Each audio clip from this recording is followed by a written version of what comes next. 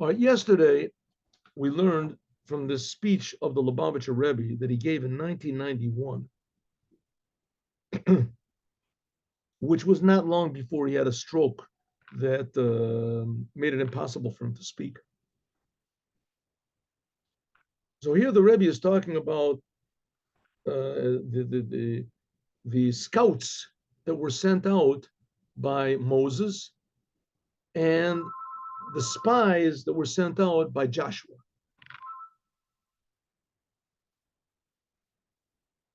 That's in this week's the Haftorah. So Moses sends out 12 spies, and the Rebbe points out that they really were not spies because they didn't do anything secretly. They didn't try to hide themselves at all. So we'll call them 12 scouts. And they came just to survey the land of Israel, to see where the good things were, where the bad things are. And they all were all together, and they walked through the whole land of Israel, and they saw the whole thing, and they came back with a bad report. 40 years later, 39 years later, whatever it was, Joshua did the same thing. The Rebbe said it must be that God commanded Joshua. He wouldn't have done it on his own. On the other hand, God said to Moses that if you want to send these spies, you do it on your own.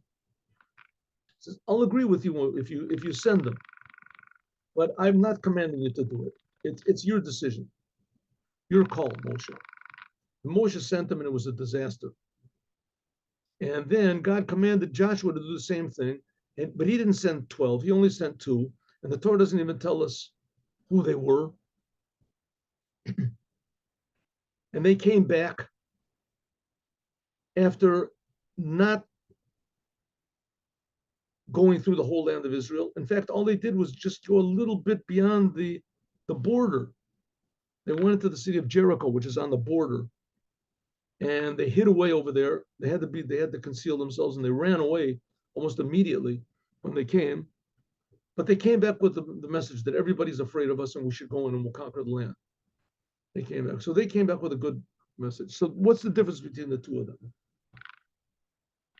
So the Rebbe says that, first of all, let's think of what's in common. Both of them were steps in conquering the land of Israel. Now, this is meaningful to us, not so much in a political way. The Rebbe is not trying to send a message to the Israeli government or to the Israeli army or something like that. He did that also, but that's not what this is for. This is talking about what this means to me and you. Right? The land of Israel is me and you. And we have to conquer the land of Israel to take it away from the natural forces, the not Jewish, not holy, if you want to call it, forces that are ruling over our bodies, our urges, our thoughts, our habits, our nature, our mistakes, whatever it is, our desires, our fears. These rule over us. And we're supposed to conquer it. We have to conquer it so that it'll be what it's supposed to be, that we'll be what we're supposed to be. But we'll act like Jews and think like Jews and speak like Jews and feel like Jews. And so that's called the land of Israel. Every Jew is like the land of Israel, and we have to conquer it. And just like back then, by the means of the Jews conquering the land of Israel, as that improved the whole entire world. If they wouldn't have made such trouble for us, then. But if the Jews take over the land of Israel and do what God wants them to do, then the whole world benefits from it. The whole entire world. Namely, that everybody feels that they're a creation of God, right? That that's the one world government, namely that everyone is ruled by the Creator. Everybody does, the non-Jews do the 7 Noahide commandments, and they're ruled by this. There won't be any more murder in the world. There won't be any more stealing in the world. There won't be any more addictions in the world, and depression and aggression, things like that. The world can get along without those things. Really good. The world can get along without addictions. Huh? If addictions disappeared from the world, nobody would miss it. Maybe the drug salesman, who knows that. The Kudas Abir, the main point is like the Shapulas Amaraglim, that the scouts that Moshe sent out and the spies that Joshua sent out, Ham pu'ulos shonos, they're different, right? They had all these differences between them. We said there was the number. Moses sent out 12, and they went out in an advertised way. They went out. Everybody knew about it. And Joshua sent out only 2, and they were in a concealed way, and nobody knew about it. It was different. And one, the first what Moses sent out didn't succeed, and Joshua did succeed. But nevertheless, mitztarfos zu lezu, they really do join one another, umashlemot luzu, and they complement one the other, l'tzorach matar achaz, for the sake of one common goal. And what is the common goal? Kivush v'kanisa la'oretz, conquering and entering the land of Israel. Ubahakdama. Let us, first of all, have a preparation for this idea, a foreword. Sheshiluch hamaraglim, that sending these scouts could only be for 2 purposes. Number one, l'tzorach kibush, for the sake of conquering. Kederach kol haboim, when you want to go and fight against someone, so you send people to know, right? You have to send scouts or spies, in other words, to know what's going on. Ubeshuvim, when they come back, yilchu hatarim rosh tzava, then those scouts that you send out, they go to the generals of your army to tell them what to do, right? What do they call it?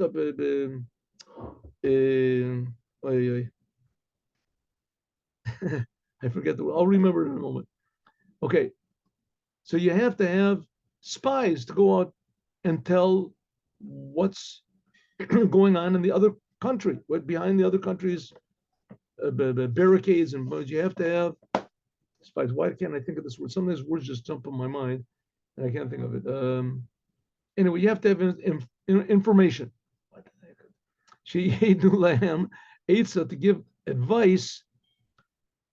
Be'eza'ir, which city to fight first and which side you should attack, and etc. Right, to enter the land of the land. That's number one. You have to have intelligence. Oh, that's what it's called. Intelligence. You have to have what's called intelligence. They send out spies. They send out. They pay people. They bribe people to give information. They try to hack into the other person's so they know what's happening in the other person's defenses. That's one reason to send out scouts or spies. Another reason is not in order to conquer the land, but in order to settle the land. After you have conquered it, that you'll know, that you'll know where the resources of the land are. They said by means of this, they say, listen, over here there's big oil deposits. Over here it's good land for planting. Over this place is a good land for grazing. And then the samcham belioto, and then you should know, right, that this I always saw there's grapes over there and this wonderful place, and everybody's going to be happy to go in. The yalubo b'chefetz gadol, and you'll come with a great desire. We can say that when Moses sent in his scouts that he sent in wasn't so much to conquer the land, to know the ways that you should go into the cities in order to conquer the land where the difficulties were. In the time of Moshe, they didn't. God already promised them that they're going to conquer the land. The main reason that Moshe sent in was to understand the nature and the good things of the land of Israel. You say like an advertisement, right? And to encourage and to motivate the Jews to come in, right? You want to know what type of land we saw over there in the land of Israel? Gems, gold, silver, peace, wonderful, fertile land. It's going to be just such an amazing place. You're going to really love it. They came back with these big grapes. This is what we're going to waiting for us. That's what Moshe sent in. Moses sent in his scouts were just in order to praise the land of Israel and inspire the Jewish people to go in. Joshua, lo yatzorech lehakaras hatchonas. He didn't have to know these qualities of the land, the Moshe, but he wanted to know ela letzorech kibush oretz. He just wanted to know the ways. What's the best way to actually go in and conquer the land? Ladata darachim, to know the ways. Kibzmano shel Yeshua, hayatzorech b'chach. In the time of Yeshua, he had to know this. We'll see why. So Joshua, his thing was conquering, and Moses' thing was settling. Now we're going to see why. What's this got to do with us? Biuring, explanation is like this. Even though the Shebakash's Bnei Israel, that the Jewish people, they were the ones that pressed Moshe. Lishloch Meraglim, to send scouts. Hayata was v'yachbru lanu et ha'oretz, in order to, how do you say, survey, to spy out the land, v'yeshivo otanu, and bring us back Dvar information, ala derech asher nalebo, how we should go, and that the Arim and the cities that we should go into, have they got walls around them and everything? The people wanted to know for conquering. Nevertheless, lo matzinu b'divrei Moshe, we don't find words what Moses told these scouts. Shenitz tavu lichbor et ha'oretz. We don't see that Moses told them, when Moses gave the orders to the scouts that he sent in, he did not say anything which implied that he wanted them to bring back information. How lechan nocha likvosh, where's the best way to conquer it? And the reason is very simply, kivan shekivush ha'oretz, because the taking over the land of Israel, lo yakaderach kol kivush ha'oretz, is not in a natural way of taking over land, so that they had to fight huge battles, and the king of Rome attacks the Alexander the Great goes and conquers. The conquering of the Jews of the land of Israel was by means of God. Kedivrei Moshe, like Moshe said, that he's going to say later on, in the book of Deuteronomy, he said, Hashem Elokeichem holech lifneichem, hu yelachem lachem. God said, I'm going to go before you and I'm going to fight. God goes before the Jews, be'esh laila, in a fire in the nighttime, la'arotchem, to show you the way that you should go. Uba'anan yomam, and in a cloud in the daytime. She'ein sorich, and there's no necessity, and how much more so there's no, there's no necessity, it's not, the vital, levarer, to know the way to go and to conquer the land, because sha'anan holech lifneim, there was a cloud that went in front of them, and it's going to show them the way to go. Maybe the cloud didn't surround them or whatever when they went into the land of Israel, but nevertheless, they went into the land of Israel. God promised, I'm going to go with you. Go take weapons and everything like that. But you have to know you're not going to need them. It says in another place that there was this thing called the Tzira. There was some sort of a weird, huge hornet or something, that it stood at the boundaries. God said, I'll send it. I'll send this big hornet, and it spit out poison that used to blind and castrate the enemy. But after the Jewish people refused to go into the land of Israel, so God said, okay, now you're going to have to go in and fight on your own. That was Joshua. But nevertheless, the Jewish people were promised by God that I'm going to fight for you, and there's not going to be any problem conquering the land. There's no danger. If so, the spies that Moses sent in were not really spies. They were more like scouts, just to tell the people, give the people a little more enthusiasm and tell them more directions on where and how to conquer the land. Shlichusam, this sending of the spies was, like it says, Vayishlach otam Moshe, Moses sent them letur et oretz, ureitem et oretz, just to scout out and to survey the land. It was not in order to spy out and to understand where the weak points are. What Moses sent us, the spies, was only to see the good of the land of Israel. What are the properties and the good qualities of the land of Israel? Ritem et oretz mahi hatova, if we're the places that are good and we're not, Hashmeina, we're the places that are fat, etc. Therefore, Tzivam, Moses commanded the people, had commanded these scouts that he sent, he's chazaktem, mulakachtem, ipriorts, be strong and take, in other words, make a special effort and take from the fruits of the land. Why should you take the fruit? Why do they have to be strong? He wanted the Jewish people to see the good fruits and the fat fruits of the land of Israel. Or not only that, also to see the people that are there.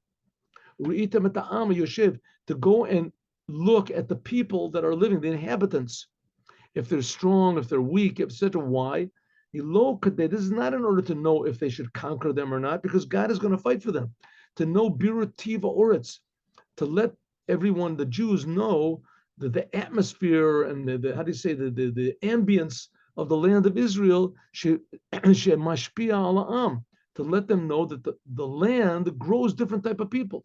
Like Rashi says, there's lands which encourage, which grow strong people. There's lands which grow, which everybody there lives there is weak.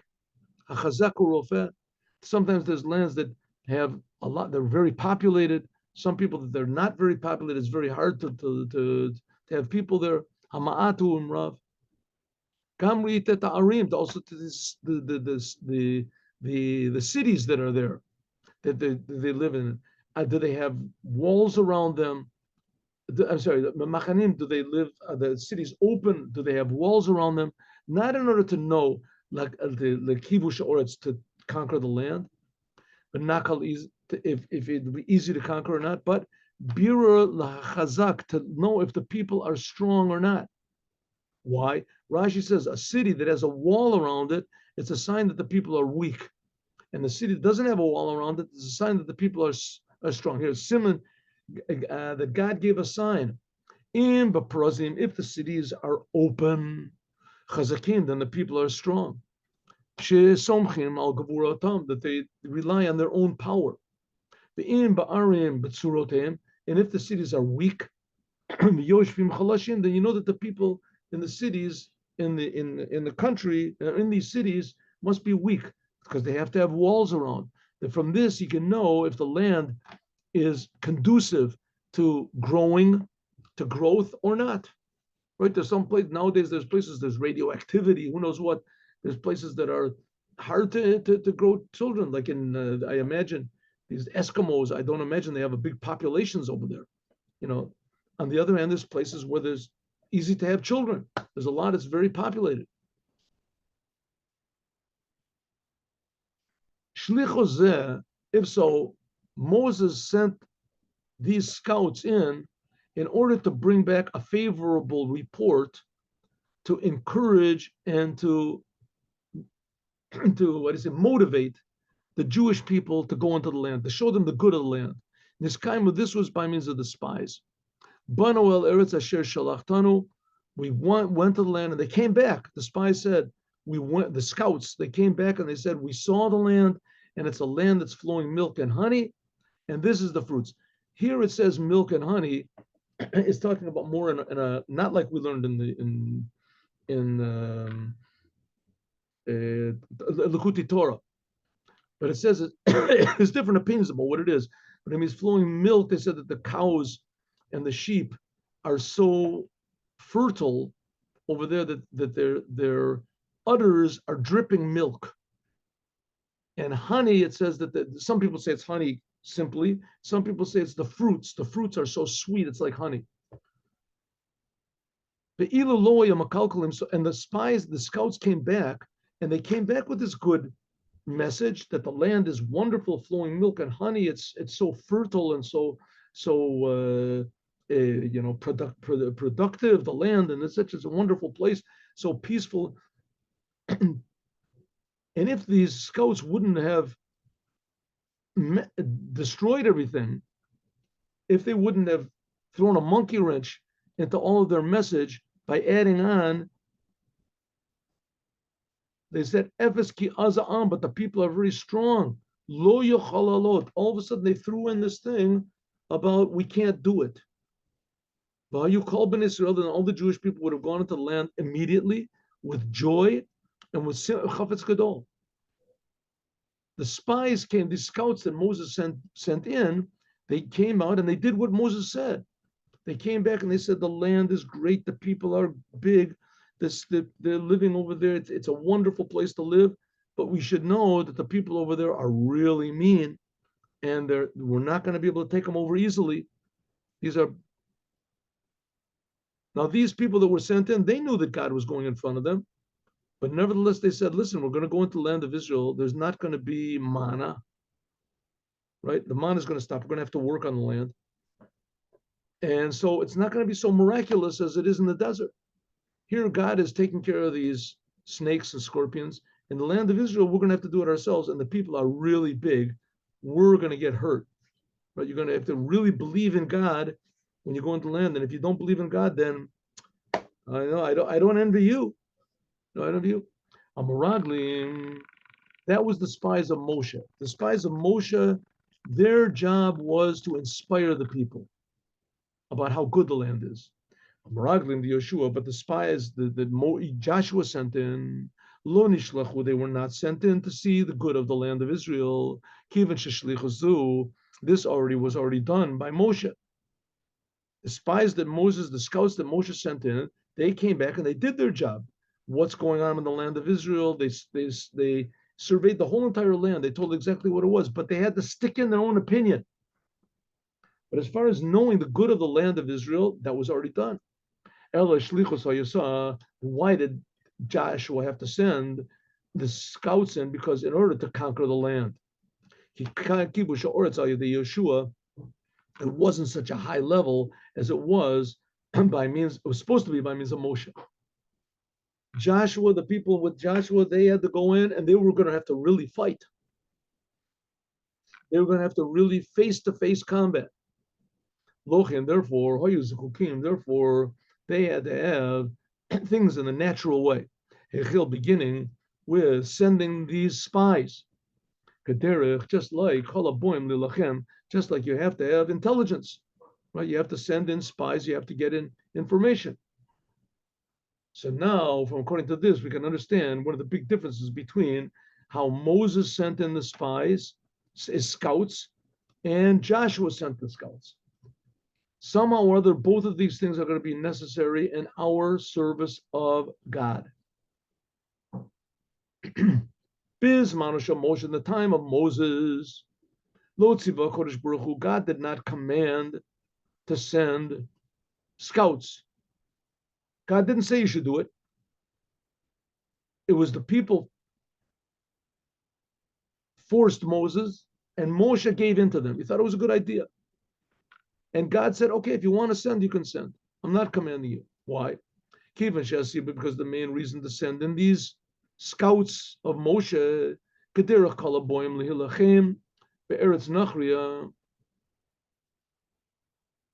the main reason to send in scouts and spies, God said, listen, I told you that I'm going to fight for you. What are you sending? What do you want to send in spies for? But the people really want it, and there's no way to quiet them down. They know that I'm going to come and fight for you. I told you, God said that I'm going to fight, and nevertheless, the people still have doubts. They want to send in scouts. Moshe, I think it's going to work. Moshe said, yeah. God said, okay, if you want to do it. But scouts you usually send in only for the sake of war. You claim that these scouts you're going to send in is not for war. Okay. But because the Jewish people came and they said, send people in front of us. What do they want? The Jewish people wanted to send scouts in order to scout out the land of Israel, to survey the land of Israel. And implied in that was also to really be sure that the enemy is not so bad. As Moshe agreed, mitoch tikva, with the hope, that the Jewish people would cast away their doubts and their fears, When they came back, Shiru, She'enu Makiv. When they came back, the spies would come back, the scouts would come back, and they would see that they really weren't necessary. And then they would see that the people, well, as soon as Moshe saw that the Jewish people are not giving up their requests, right? So what it was, it's like you want to sell, he said it another place, Rashi says, you want to sell a person a car. The person says, can I take the car for a little ride? And you say, don't take the car. Sure, take the car for a day. Go in the hills, go in the mountains, go wherever you want to. No, when the person sees that you're willing, that you have no reservations about giving the car, they say, okay, I don't need it. That's what Moshe figured. He would say to the Jewish people, okay, you want to send spies? Good, let's go for it. We'll send the spies if that's what you want. He figured that the Jews would say, you're so sure, Moshe, that everything, yeah, I'm sure. Okay, then forget it. But when he saw that the Jewish people did not go back on their desires, they did not leave their demands. Nimlach b'shchina. So Moshe asked God, should I do it or not? Lo kedei lachbor. I'm not going to send them in order to spy out the land, but just to see how good the land is. God said, Shalach lacha. If you want to, you can send. Now, it's a big question why God even agreed to this, because the only tragedy came out of it. And the Rebbe is going to talk about that. I mean, God should have said, Moshe, don't do it. Tell the people enough doubts, enough questions. Just let's go in. It's going to be okay. God didn't say that. He saw it was too inside of the people. Now, there's a very basic thing in Judaism. And perhaps the main message of Judaism is that everything has to come from your own free will. And you shouldn't do anything because you're forced to. Maybe you have to force yourself in the beginning. Maybe sometimes the only way a person can get away from bad is by being forced to stop doing the bad things. That's ideally, I guess, the idea of putting a person in prison. It's supposed to be to stop him from doing bad things and then re-educate him to do good. But the idea is not supposed, in Judaism and in life in general, is that people are supposed to see how good and right it is to serve the Creator on their own. And it's the same thing over here. The Jewish people, they didn't want to go into the land of Israel. They were afraid. God said, I'm going to be with you. I'm going to fight with you. Didn't work. So God said, listen, I can force these people if you want to. But you know what? I'm going to do, what about you, Moshe? So Moshe said, listen, I don't know what to say. So God saw that Moshe also was almost in the same situation as the Jews, right? He didn't know what to say. Should I, right? Should I force them? Should I not force them? Should I give in to them, right, or not? So God said, you know what? You make the decision. The main thing of Judaism is you have to decide on your own. It has to come from you. So Moshe said, if you want to send. I knew that from God's point of view, there's no necessity to send these scouts. Even not even to see the good of the land of Israel. Shari ani amarti, I told them that the land of Israel is good. You don't believe in what God says. I took you out of Egypt. I gave you the Torah. I'm giving you bread from heaven. You don't believe that I'm doing things in your interest. If you don't, then I told him it was good. Shenemar, like it says, I'll take you from the poverty of Egypt to the good land that's flowing milk and honey, etc. Nevertheless, I said, Moshe wanted to say, I'm going to send these scouts that they'll see the good of the land of Israel. Why? Israel, because when the shepherd, Moses, when he was the shepherd of the Jewish people, when he saw and he felt the necessity of the Jewish people to hear about the good of the land of Israel. And the main thing in Moshe's mind was that it should come from the people themselves to want to go into the land of Israel, not just to do it because they're commanded. Shiru Techila, Shiagidu Lehem calling in order that they should hear all the good things of the land. Then the Jewish people will go b'chefetz gadol. They themselves will want to go. Therefore, God said, Shalach anashim. God said, send people. He didn't say send spies. The Yatura, and they should survey. He didn't say that they should spy out, but that they should survey the land of Canaan that I am giving to the Jewish people. As we're going to talk about more, God willing, tomorrow. And now let's do the Dvar Malchut. We'll go back to this. And also we'll go back to what it's got to do with us.